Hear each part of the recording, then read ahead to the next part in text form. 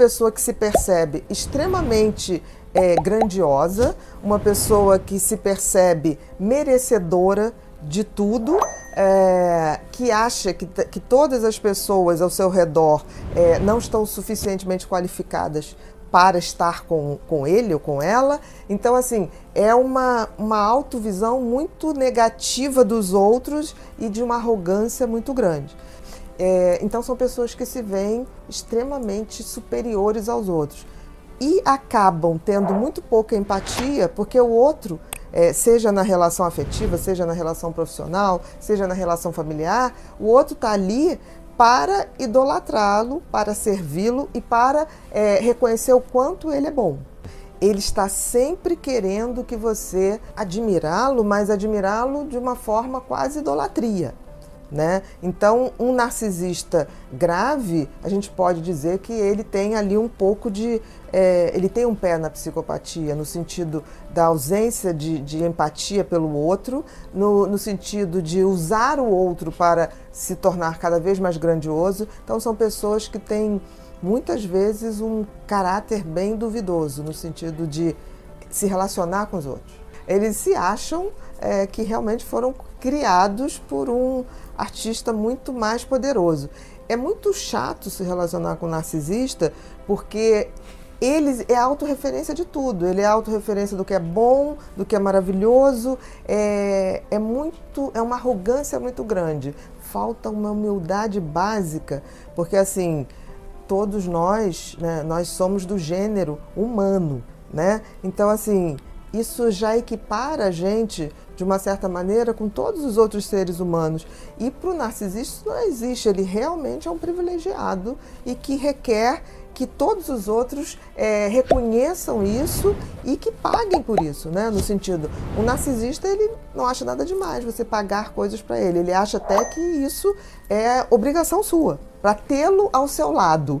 Então, assim, olha o quanto eu sou interessante, o quanto eu sou bonito. Então, assim, não há uma troca. Se relacionar com o narcisista é se relacionar com vazio. O narcisista, ele realmente acha que as pessoas devem a ele.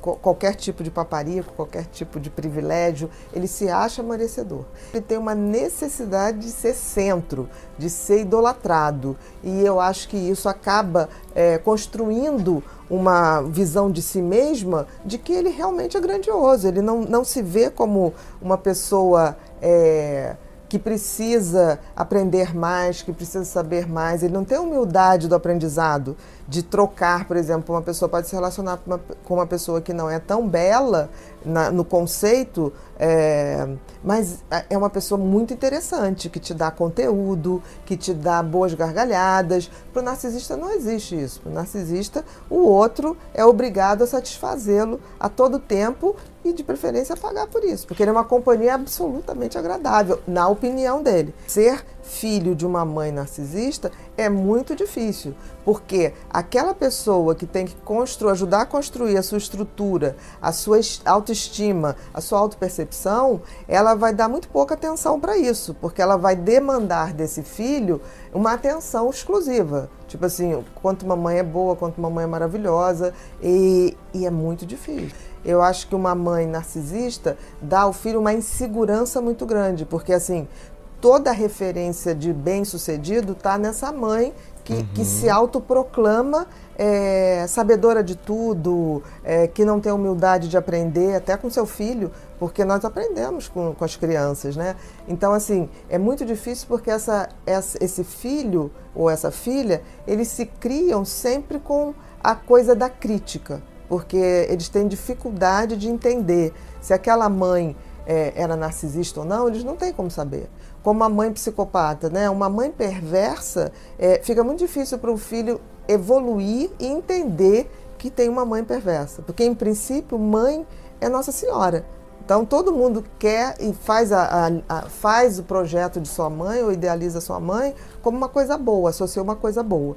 E uma coisa que chama muita atenção nos narcisistas é a inveja, né? Um grande invejoso é um tipo de narcisista. Ele não tolera que o outro tenha algo melhor que ele ou que se destaque de uma forma. Então eu diria que para começar a pensar numa personalidade narcisista essa questão dessa arrogância, né, de uma pessoa que não tem humildade do aprendizado, não tem humildade de saber que a gente aprende até com um pescador, né, com uma pessoa muito humilde ou desprovida de qualquer fator cultural que o favoreça, e também a questão de ser uma pessoa muito incomodada com o sucesso dos outros. A essência do narcisista é ele se sentir superior a tudo e a todos. Não especificamente na questão física, também na questão física, mas de se sentir superior intelectualmente. Ele se atribui valores em termos intelectuais, de talentos, de dons ou de beleza, muito acima do que ele tem ou do que ele gostaria de ter. O narciso, ele precisa de aplausos. O que é que você seja um fã? Que você aplauda, que você seja um espectador e que acha a história dele linda, maravilhosa, e ele se acha assim realmente. Se a gente for ver bem a cultura dos tempos modernos, ele é baseado num tripé, que é individualismo, relativismo e instrumentalismo. O que significa isso? Individualismo preconiza o seguinte: para se dar bem, para você estar em primeiro, vale qualquer coisa. É como se fosse o individualismo é assim, tudo vale para o meu proveito.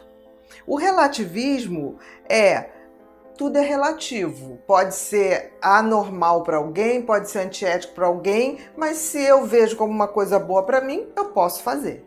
E o instrumentalismo é quando eu uso alguém para obter o que eu quero. Quer dizer, em última instância, a cultura filosófica dos tempos modernos propõe o seguinte: você pode fazer qualquer coisa que você queira para se dar bem. Se essa é a filosofia dos tempos modernos, nós estamos fadados a criar egoístas, egocêntricos, e estamos conseguindo fazer isso. Então, assim, essa filosofia está gerando os frutos. Eu digo que são muito ruins. Daqui para frente, ou a gente muda a filosofia dos tempos que nós estamos vivendo e vamos buscar valores, virtudes e sabedoria, ou nós, humanos, iremos nos destruir. Não vai ser meteoro, não vai ser falta de água, não vai ser era do gelo. O ser humano vai acabar com o ser humano.